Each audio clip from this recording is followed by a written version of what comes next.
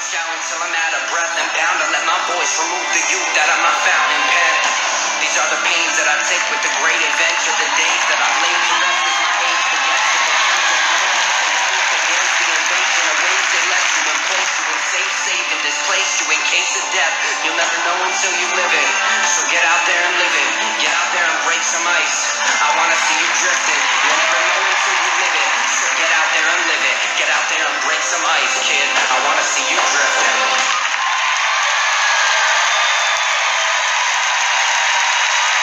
Ladies and gentlemen, Icon Winterguard from Los Angeles, California. Break Some Ice, Kid, I Want to See You Drifting. Dylan Owens, Break Some Ice, 2018. Little did I know how much these song lyrics would mean to me when it comes to the sport of the arts called color guard, a term coined by the WGI organization, also known as Winter Guard International. Now you might be asking yourself, what is it that I just watched? Well, that was my color guard team named Icon Winter Guard, based in LA. We got the chance to perform in the World Championships WGI Finals in Dayton, Ohio. Color guard can be best described as a synchronized manipulation of flags, rifles, and sabers in a dance-like routine, best described in Brian Suburt's New York Times article called David Bryan's Changing of the Color Guard. I'm a really credible source when it comes to color guard because of my 7 to 8 year experience in color guard ever since I tried out in high school, my sophomore year at Granada Hills, and many of my instructors have done color guard for many years and still are involved with it after they retired. With that being said, I like to show you the world of color guard. I'm going to first talk about the origins of color guard, the props, equipment, and techniques that we do use in color guard, and how to procure some of these items. And I will talk about, lastly, the benefits of color guard. So let's talk about how did color guard even start.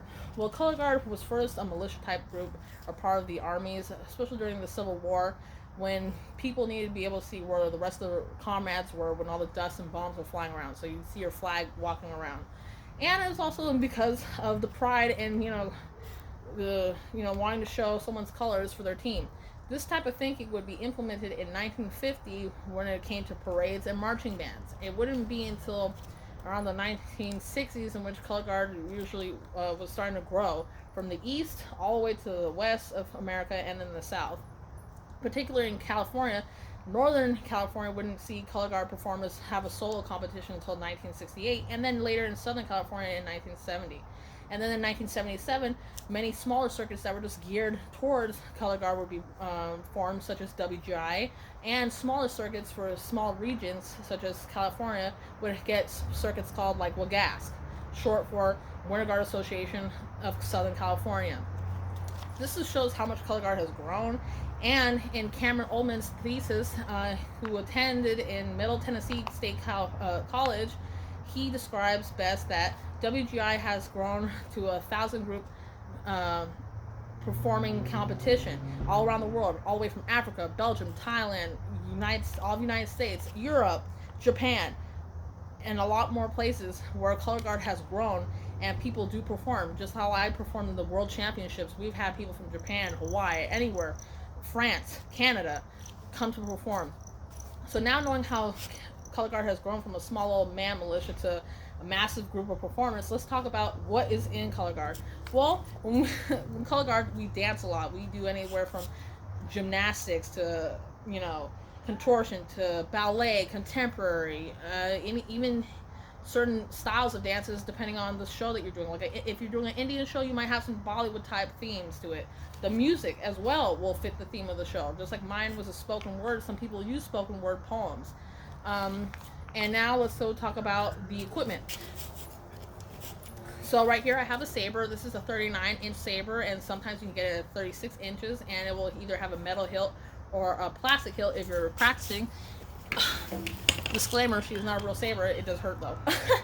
This is a rifle. This is not a real rifle. It's just a big hunk of wood with a plastic bolt on top and a leather strap.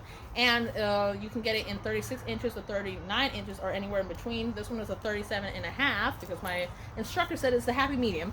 And for what color guard members are mostly known for is flags. You can get a flag anywhere between 5 feet tall to 7.5 feet tall, and the silk itself you can get customizable.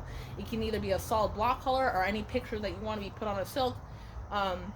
You can get it at the websites that I will list off soon. And I mean, if you wanted to, you could your face put onto a silk and spin that, but I don't know who wants to do that. It is America. You can do what you want. But yes, and then on top of that, we do have different type of hairstyles that we use, costumes, makeup. We don't discriminate. Boys, you can wear makeup too. Anything that goes with the show. Honestly, it's like a little mini Cirque du Soleil performance if you want to think of it that way. We do use gloves sometimes, especially with a saber. It does hit your hands pretty hard, but some people don't care. And fun fact, it wasn't until 1973 until the Seattle Imperials color guard started to wear ballet slippers for the first time. Before that, it was always marching band shoes or boots. Because of them, we either perform in ballet slippers, ballet shoes, or dance shoes, or with no shoes at all. Or you can wear tennis shoes, like how my color guard group use. We use Nike shoes because it fit the theme of the show. But yeah, some of the websites you can get these items from are thebandshop.com, dsi.com, creativecostuminganddesign.com, King Sabers in particular.com. All these websites will have all the information you need in order to procure some of these items. We do have a lot of props. Anything could be a prop. This basketball hoop could be a prop if we want to do a basketball show, which one show did have a basketball hoop in it. And so now you know that what goes in color guard. Let's talk about the benefits of color guard. There are many physical benefits because some of our shows are anywhere from 4 to 7 minutes long or 8 to 10 minutes long, and that's just constant cardio.